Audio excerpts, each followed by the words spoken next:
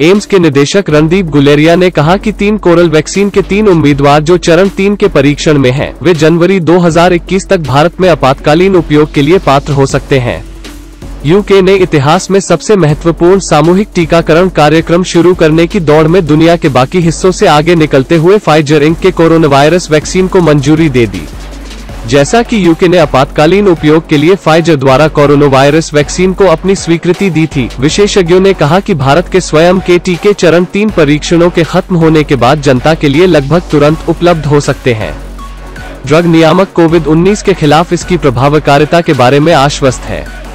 Council of scientific and industrial research Indian institute of integrative medicine के राम विश्वकर्मा ने कहा, भारत में आपातकालीन उपयोग प्राधिकरण EUA प्रक्रिया यूरोपीय संघ, यूनाइटेड किंगडम और संयुक्त राज्य अमेरिका के समान है, एक रिपोर्ट में उल्लेख किया गया है।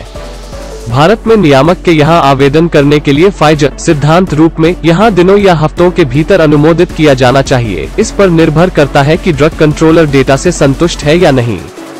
यदि स्थिति ऐसी मांग करती है तो नियामक के पास अधिक परीक्षणों को माफ करने या उसकी सिफारिश करने की शक्ति है और जरूरी नहीं कि उसे भारतीय डेटा की आवश्यकता हो, वो कह रहा था।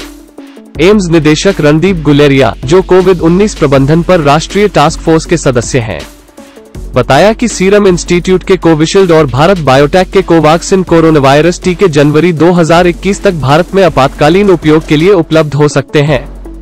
यदि ऐसा होता है तो उन्हें सबसे पहले 2020 की शुरुआत के बाद से कोविड-19 के खिलाफ लड़ाई में लगे संवेदनशील और सीमावर्ती कार्यकर्ताओं को प्रशासित किया जाएगा।